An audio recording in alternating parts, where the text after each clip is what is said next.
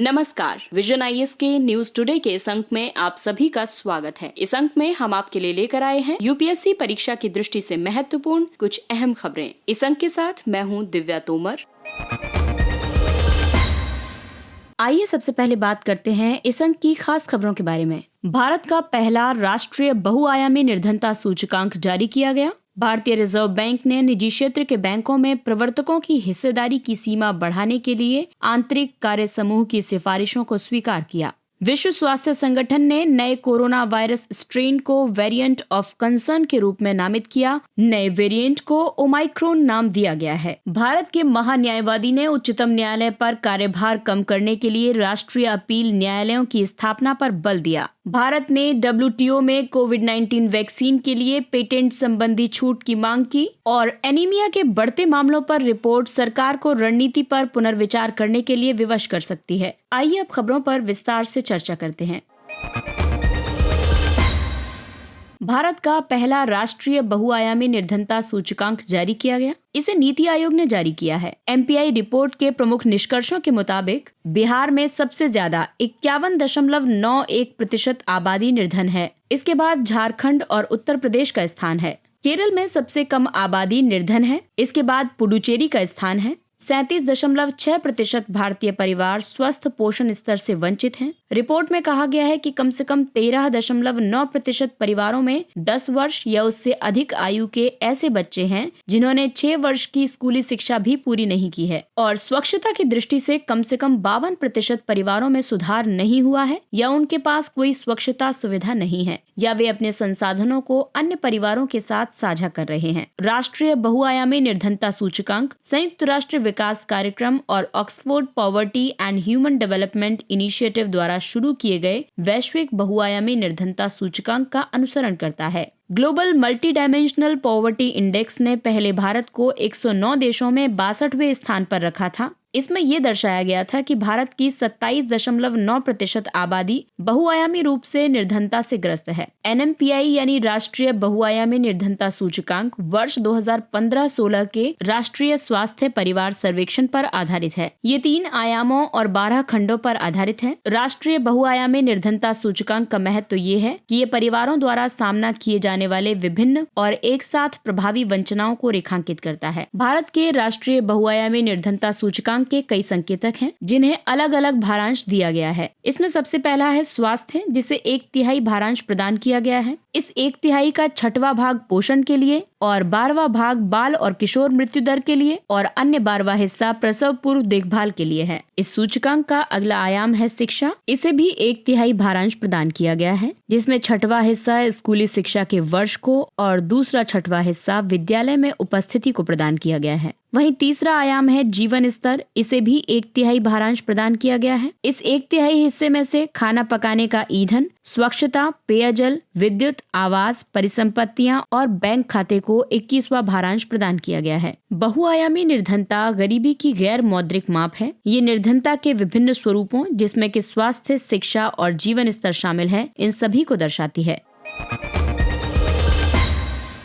अगली खबर बैंकिंग क्षेत्र से संबंधित है। भारतीय रिजर्व बैंक ने निजी क्षेत्र के बैंकों में प्रवर्तकों की हिस्सेदारी की सीमा बढ़ाने के लिए आंतरिक कार्य समूह की सिफारिश को स्वीकार किया। आंतरिक कार्य समूह का गठन वर्ष 2020 में भारतीय निजी क्षेत्र के बैंकों के लिए मौजूदा स्वामित्व संबंधी और कॉर्पोरेट संरचना की समीक्षा करने के लिए किया गया था। RBI द्वारा स्वीकार की गई प्रमुख सिफारिशों के तहत शामिल है प्रवर्तक शेयरधारिता की मौजूदा सीमा को 15% से बढ़ाकर 26% करना। इस तरह प्रवर्तक निजी क्षेत्र के बैंकों के प्रति अधिक प्रतिबद्ध होंगे। इससे निजी क्षेत्र के बैंकों को ज्यादा स्थिरता प्राप्त होगी। ये जमा धारकों को अधिक सुविधा प्रदान करेगा। प्रवर्तक अपने विवेक से 5 वर्ष के लॉक इन पीरियड के बाद शेयरधारिता को 26% से भी कम करने का विकल्प चुन सकते हैं। लघु वित्त बैंकों को संचालन शुरू होने के 8 वर्षों के भीतर सूचीबद्ध किया जाना चाहिए। इसके अलावा ये भी सिफारिशें की गई हैं कि सर्वव्यापी बैंकों यानी यूनिवर्सल बैंक्स के लिए NBFCs और लघु वित्त बैंकों का रूपांतरण समय 10 वर्ष रहेगा। हालांकि बड़े कॉर्पोरेट्स या औद्योगिक घरानों को बैंकों के प्रवर्तन की अनुमति देने की IWG की सिफारिशों पर RBI ने अभी तक कोई निर्णय नहीं लिया है। कॉर्पोरेट को लाइसेंस देने के संभावित लाभ ये होंगे कि इससे पूंजीकरण में सहायता मिलेगी,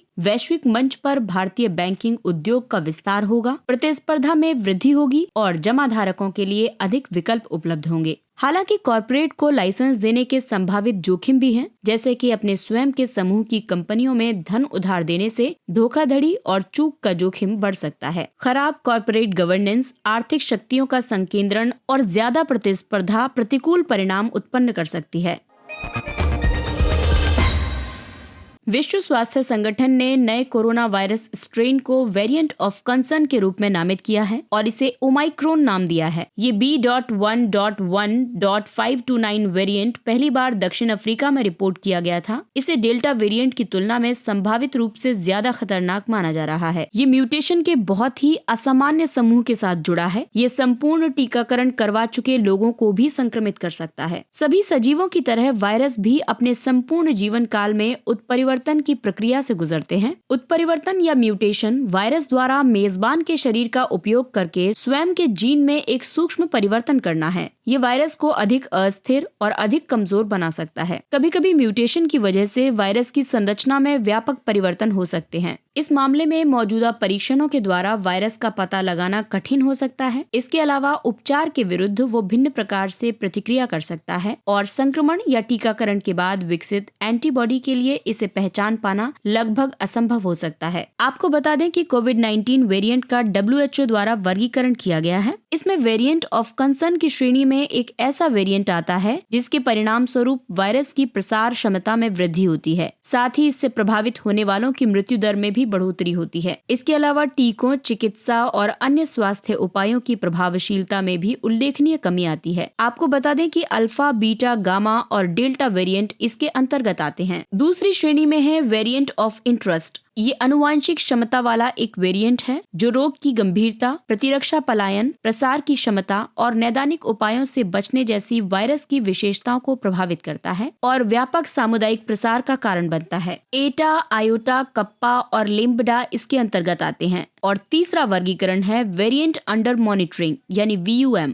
ये आनुवंशिक परिवर्तनों से युक्त एक वेरिएंट है। ये वायरस की विशेषताओं को प्रभावित करने के लिए संदिग्ध माना जाता है, लेकिन इसके फेनोटाइपिक या महामारी जैसे प्रभाव का प्रमाण वर्तमान में स्पष्ट नहीं है। हालांकि इससे भविष्य में खतरा हो सकता है। अगली खबर न्यायिक क्षेत्र से। भारत के महान्यायवादी ने उच्चतम न्यायालय पर कार्यभार कम करने के लिए राष्ट्रीय अपील न्यायालयों की स्थापना पर बल दिया। ये विचार संविधान दिवस के मौके पर प्रस्तुत किया गया था। ये विचार 4 क्षेत्रीय नेशनल कोर्ट्स ऑफ अपील यानी NCA की स्थापना करने के 11 वर्ष पुराने प्रस्ताव को पुनर्जीवित करने के लिए प्रस्तावित किया गया था। इसके तहत प्रत्येक नेशनल कोर्ट्स ऑफ अपील में 15 न्यायाधीश होंगे। इस विचार को स्वयं उच्चतम न्यायालय ने भी वर्ष 1986 में और विधि आयोग ने अपनी 229वीं रिपोर्ट में प्रस्तुत किया था। प्रस्तावित नेशनल कोर्ट्स ऑफ अपील के बारे में बात करें तो ये राज्य के उच्च न्यायालयों और उच्चतम न्यायालय के बीच मध्यवर्ती अपीलीय न्यायालयों के रूप में कार्य करेंगे। इनमें प्रत्येक में 15 न्यायाधीश होंगे। ये दीवानी, फौजदारी, श्रम और राजस्व मामलों में अपने क्षेत्र के उच्च न्यायालयों और अधिकरणों के निर्णयों के विरुद्ध की जाने वाली अपीलों से निपटने में न्याय के अंतिम न्यायालय के रूप में कार्य करेगा। आपको बता दें कि इन अपीलीय न्यायालयों के निर्णय अंतिम रूप से मान्य होंगे। हालांकि NCA की स्थापना के लिए एक संवैधानिक संशोधन की आवश्यकता हो सकती है। NCA का महत्व ये है कि ये न्यायपालिका में लंबित मामलों की संख्या को कम करने में सहायक होंगे। ये वैवाहिक विवादों, किराया नियंत्रण के मामलों और अन्य मामलों का तुरंत निपटान करने में संभव होंगे, जो कि उच्चतम न्यायालय के समक्ष अवरोध उत्पन्न करते हैं। इससे उच्चतम न्यायालय केवल विधि, संदर्भ, मृत्युदंड आदि के मामलों के संवैधानिक प्रश्नों की व्याख्या पर ध्यान केंद्रित कर सकेगा। अगली खबर बौद्धिक संपदा अधिकारों से जुड़ी है। भारत ने विश्व व्यापार संगठन में कोविड वैक्सीन के पेटेंट संबंधी छूट की मांग की है। भारत आगामी WTO की बैठक में कोविड-19 वैक्सीन के निर्माण और इसकी आपूर्ति के लिए बौद्धिक संपदा अधिकारों में छूट की मांगों का नेतृत्व करेगा। बौद्धिक संपदा अधिकार से जुड़े व्यापार संबंधित पहलुओं यानी ट्रिप्स की कुछ शर्तों के अधीन इस पेटेंट छूट की मांग भारत और दक्षिण अफ्रीका द्वारा की गई। कुछ विकसित देशों के विरोध की वजह से इस वार्ता में बाधा उत्पन्न हुई है। बौद्धिक संपदा अधिकारों में छूट की मांग के लिए कई कारक उत्तरदायी हैं। विशेष रूप से नए कोविड वेरिएंट से जुड़ी चिंताओं की वजह से बढ़ती मांग की पूर्ति करने के लिए संसाधनों का संकेंद्रण, जैसे कि वैक्सीन निर्माण और इस पर अनुसंधान एवं विकास संबंधी समस्त गतिविधियां देशों के एक छोटे समूह में ही अति केंद्रित हैं। इसके अलावा नैतिक दृष्टिकोण भी एक महत्वपूर्ण कारक है, क्योंकि वैक्सीन एक सामान्य वस्तु होनी चाहिए और इससे संबंधित कार्रवाई इस धारणा से उत्पन्न होनी चाहिए कि जब तक हम सभी सुरक्षित नहीं हैं, तब तक कोई भी सुरक्षित नहीं है। बौद्धिक संपदा अधिकारों में छूट से जुड़ी विकसित देशों की कई चिंताएं भी हैं, जैसे कि उनका मानना है कि इस तरह की छूट नवाचार को प्रभावित करेगी, क्योंकि बौद्धिक संपदा प्रणाली को टीकों, निदान और उपचार के नए आविष्कारों को प्रोत्साहित करने की आवश्यकता है। प्रोत्साहन के अभाव में ये नवाचार हतोत्साहित हो सकते हैं। अनिवार्य लाइसेंसिंग, प्रौद्योगिकी हस्तांतरण व्यवस्था और टीकों के लिए दाता द्वारा वित्त पोषित कोवैक्स एडवांस मार्केट प्रतिबद्धता जैसे अन्य माध्यमों से भी समान पहुंच प्राप्त की जा सकती है। बौद्धिक संपदा अधिकार व्यक्तियों को उनके मस्तिष्क की सृजनात्मकता यानी कि आविष्कार, साहित्यिक और कलात्मक कार्य पर दिए गए अधिकार हैं। ये निर्माता या सृजनकर्ता को एक निश्चित अवधि के लिए अपनी सृजनात्मकता के उपयोग पर एक विशेष अधिकार प्रदान करते हैं। बौद्धिक संपदा अधिकार से जुड़े व्यापार संबंधित पहलू यानी ट्रिप्स हैं। यानी ट्रिप्स अंतर्राष्ट्रीय बौद्धिक संपदा अधिकारों पर एक समझौता है। ये 7 तरह के बौद्धिक संपदा अधिकारों की उपलब्धता, दायरे और उपयोग के लिए न्यूनतम मानकों को निर्धारित करता है। एनीमिया के बढ़ते मामलों पर रिपोर्ट सरकार को रणनीति पर पुनर्विचार करने के लिए विवश कर सकती है। राष्ट्रीय परिवार स्वास्थ्य सर्वेक्षण 5 ने सभी आयु समूहों, विशेषकर बच्चों और महिलाओं में एनीमिया के मामलों में वृद्धि पर एक चिंताजनक प्रवृत्ति को चिन्हित किया है। एनीमिया की व्यापकता सभी आयु समूहों में बढ़ी है। बच्चे और वयस्कों में एनीमिया की व्यापकता बढ़ी है। बच्चों के अंतर्गत 6 से 59 महीने के बच्चों को शामिल किया गया है। महिलाओं में 15 से 49 आयु वर्ग की महिलाओं को शामिल किया गया है और पुरुषों में 15 से 49 आयु वर्ग के पुरुषों को शामिल किया गया है। गर्भवती महिलाओं में भी एनीमिया के मामले 50.4% से बढ़कर 52.2% हो गए हैं। आपको बता दें कि एनीमिया मुक्त भारत का लक्ष्य वर्ष 2022 तक बच्चों में एनीमिया के अनुपात को 40% और गर्भवती महिलाओं में 32% तथा स्तनपान कराने वाली माताओं में 40% तक कम करना है। इसका उद्देश्य 6x6x6 रणनीति पर काम करना है, यानी कि 6 हस्तक्षेपों, लाभार्थियों के 6 समूहों और 6 संस्थागत तंत्रों पर ध्यान केंद्रित करके संपूर्ण भारत में एनीमिया के प्रसार को कम करना है। हालांकि NFHS 5 इन लक्ष्यों की दिशा में प्रगति की कमी को दर्शाता है। एनीमिया तब होता है जब रक्त में ऑक्सीजन का परिवहन करने वाली हीमोग्लोबिन कोशिकाओं की सांद्रता कम हो जाती है। शरीर के सभी अंगों और ऊतकों तक ऑक्सीजन नहीं पहुंचने से व्यक्ति थका हुआ और कमजोर महसूस करता है और इससे संक्रमण का खतरा अधिक होता है। एनीमिया के कई कारण हैं, जैसे कि विशेषकर महिलाओं और बच्चों में आयरन की कमी, पोषण की कमी और ताजे फल तथा सब्जियों के अपर्याप्त सेवन के साथ साथ विटामिन B12 की कमी।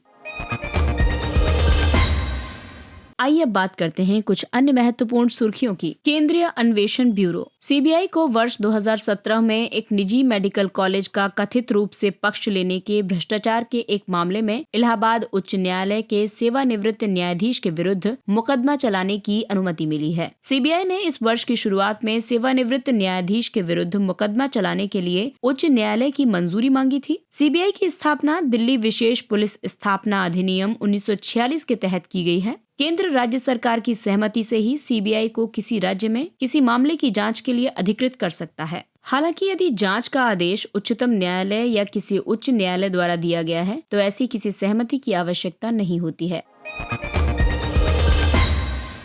श्रीलंका के संविधान में 13वां संशोधन। भारत लगातार इसके पूर्ण कार्यान्वयन की मांग करता रहा है। ये संशोधन 1987 के भारत श्रीलंका समझौते से संबंधित है। ये श्रीलंका के निर्जातीय संघर्ष का समाधान करने का एक प्रयास है, जो सशस्त्र बलों और लिबरेशन टाइगर्स ऑफ तमिल इलम यानी लिट्टे के बीच एक पूर्ण गृहयुद्ध में बदल गया था। संशोधन प्रांतों को शिक्षा, स्वास्थ्य, कृषि, आवास, भूमि और पुलिस जैसे प्रांतीय प्रशासन को हस्तांतरित करने के साथ साथ शक्ति हस्तांतरण का उपाय भी प्रदान करता है। हालांकि अब तक गठित सरकारें इसके प्रावधानों को पूर्णतः लागू करने में विफल रही हैं।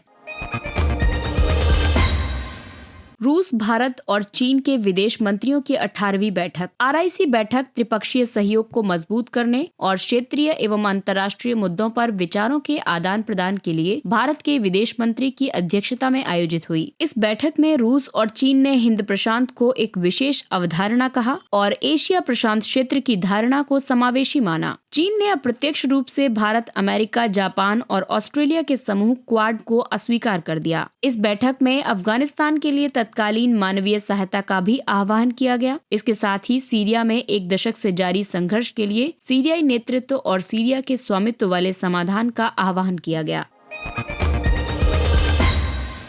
दिल्ली मुंबई औद्योगिक गलियारा। DMIC के तहत गुजरात, महाराष्ट्र, उत्तर प्रदेश और मध्य प्रदेश में 4 ग्रीनफील्ड औद्योगिक शहर विकसित किए जा रहे हैं। DMIC जापान से वित्तीय और तकनीकी सहायता के साथ एक बुनियादी ढांचा परियोजना है। ये दिल्ली और मुंबई के बीच 1483 किलोमीटर की कुल लंबाई में विस्तारित है। इसका मुख्य उद्देश्य स्थायी प्लग एंड प्ले ICT सक्षम उपयोगिताओं के साथ ग्रीनफील्ड स्मार्ट औद्योगिक शहरों को विकसित करना और इनके लिए विनिर्माण निवेश की सुविधा प्रदान करना है। ऐसे कुल 11 गलियारों को सरकार ने अपनी मंजूरी प्रदान की है। SBI की रिपोर्ट के अनुसार भारत को राष्ट्रीय आपदा पूल की जरूरत है। राष्ट्रीय आपदा पूल प्राकृतिक आपदा जोखिमों से बचाव के लिए एक सार्वजनिक निजी समाधान है। ये सरकार द्वारा प्रेरित संकट ऋणों और अनुदानों पर विभिन्न लाभ प्रस्तावित करके बीमा क्षेत्र से जुड़ा होता है। आइए अब आपको बताते हैं कि इसकी जरूरत क्यों होती है। ये प्रस्ताव इसलिए लाया गया है क्योंकि वर्ष 1900 के बाद से प्राकृतिक आपदाओं की संख्या में अमेरिका और चीन के बाद भारत तीसरे स्थान पर है। तब से भूस्खलन, तूफान, भूकंप, बाढ़ और सूखे जैसी 756 प्राकृतिक आपदाएं भारत में घटित हुई हैं और इससे हुई निवल हानि का मौद्रिक मूल्य 13,000 करोड़ रुपए या सकल घरेलू उत्पाद का 6% रहा है। स्वदेश। जैव प्रौद्योगिकी विभाग राष्ट्रीय मस्तिष्क अनुसंधान केंद्र ने वृहद पैमाने पर विश्व का पहला multi modal neuro imaging database विकसित किया है। इसका नाम स्वदेश है। राष्ट्रीय मस्तिष्क अनुसंधान केंद्र भारत का एकमात्र संस्थान है जो तंत्रिका विज्ञान अनुसंधान और शिक्षा को समर्पित है। स्वदेश को विशेष रूप से एक मंच के तहत विभिन्न रोगी श्रेणियों के लिए बिग डेटा आर्किटेक्चर और एनालिटिक्स के साथ भारतीय आबादी के लिए डिजाइन किया गया है। ये उन प्रमाणित न्यूरो इमेजिंग, न्यूरोकेमिकल और न्यूरोसाइकोलॉजिकल डेटा और विश्लेषण पर ध्यान केंद्रित करेगा जो मस्तिष्क विकार प्रबंधन के लिए शोधकर्ताओं के लिए सुलभ है। सैटेलाइट आधारित इंटरनेट सेवाएं SBIS ये एक पारंपरिक भूमिगत कॉपर या फाइबर नेटवर्क का उपयोग करने की बजाय अंतरिक्ष में एक उपग्रह को ब्रॉडबैंड सिग्नल भेज के और पुनः प्राप्त करके संचालित करता है। भू-स्थिर, मध्यम और निम्न भू कक्षाओं के उपग्रहों का उपयोग करके उपग्रह आधारित लो बिट रेट कनेक्टिविटी संभव है। इसको स्थापित करना और व्यापक कवरेज प्रदान करना आसान है। ये इंटरनेट ऑफ थिंग्स प्रणाली को सक्षम बनाता है, मजबूत बैंडविड्थ क्षमता प्रदान करता है और ग्रामीण क्षेत्रों में मोबाइल ब्रॉडबैंड कवरेज को बढ़ावा देता है। आइए अब बात करते हैं महत्वपूर्ण व्यक्तित्व की। डॉक्टर वर्गीज कुरियन। श्वेत क्रांति के जनक डॉक्टर वर्गीज कुरियन की स्मृति में 26 नवंबर 2014 से संपूर्ण भारत में राष्ट्रीय दुग्ध दिवस मनाया जा रहा है। उन्होंने भारत को दूध की कमी वाले देश से विश्व के सबसे बड़े दूध उत्पादक देश में बदल दिया है। उन्हें पद्म विभूषण, विश्व खाद्य पुरस्कार, रेमन मैगसेसे पुरस्कार से सम्मानित किया गया था। वर्गीज कुरियन के मूल्य हैं नेतृत्व और समर्पण। उन्होंने ऑपरेशन फ्लड का नेतृत्व किया था। राष्ट्रीय डेयरी विकास बोर्ड की स्थापना भी की थी। वर्ष 1979 में institute of rural management Anand की स्थापना की थी। वर्गीज कुरियन ने दिल्ली दुग्ध योजना का प्रबंधन भी किया था। इसके साथ ही ये अंक समाप्त होता है। अगले अंक में फिर मुलाकात होगी कुछ अन्य महत्वपूर्ण खबरों के साथ। तब तक अपना ख्याल रखिए और 18 वर्ष से अधिक के सभी लोग कोविड के दोनों टीके लगवाएं। इसके अलावा कोविड नियमों का पालन करें, मास्क पहनिए, 2 गज की सुरक्षित दूरी बनाए रखें और हाथ और मुंह साफ रखें। इसके साथ ही विजन IAS की पूरी टीम को दीजिए इजाजत। नमस्कार।